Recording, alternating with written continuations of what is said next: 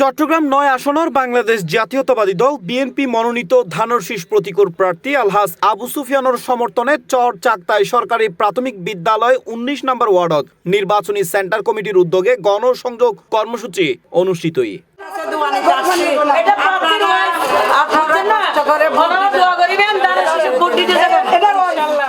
শনিবার ৩১ জানুয়ারি ২০২৬ ইংরেজি অনুষ্ঠিত এই গণসংযোগত সভাপতিত্ব করে নির্বাচনী সেন্টার কমিটির সভাপতি ইয়াকুব খান বাবু এবং সঞ্চালনা করে আলহাজ মোহাম্মদ জাহেদ হোসেন।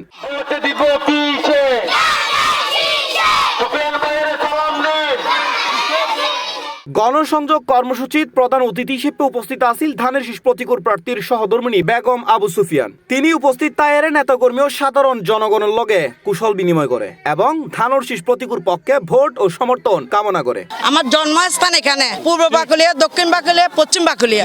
আমার সব ভাই বোনেরা এখানে, আমার ভাই বোন আমার জন্য যে সবাই আন্তরিকভাবে নামছে, ওরাই আল্লাহর কাছে লাখ লাখ কোটি শুকরিয়া। ইনশাআল্লাহ আন্তরিকভাবে জয়লাভ। এই জনগণের সারা দিছে, জয়নগণে সারা দিছে। এমপি হলে, মন্ত্রী হলে আমি সবাই সাথে মানে আছি, দুঃখে সুখে যত সমস্যা আছে সমাধান আমি ইনশাআল্লাহ আমি করব। এই সময় নেতা কর্মী হলে এলাকার বিভিন্ন বাড়ি, কলোনি ও সড়কত গণসংযোগ চালাইয়ারে ভোটার হলের উমারে মত বিনিময় করে এবং আসন্ন নির্বাচনত ধানের শীষ প্রতীকের বিজয় নিশ্চিত করিবার লাই বেগুনের সহযোগিতা চাই।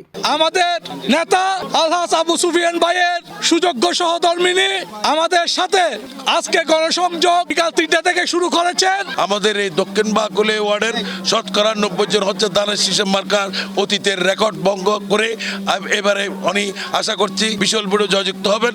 আমি মনে করি এই এলাকাতে যে উনি আবু সুফিয়ান সব, আমি মন্ত্রী এমপি হিসাবে দেখতে চাই না, আমরা আবু সুফিয়ান ভাইয়ের সহধর্মিণীর নেতৃত্বে আজকে আমরা ১৯ নম্বর মিয়াখান নগরে আমরা গণসংযোগের আয়োজন করেছি।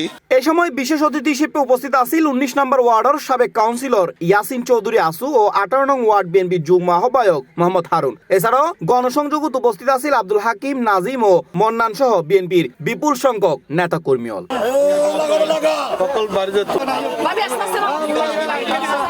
C plus TV, Chittagong.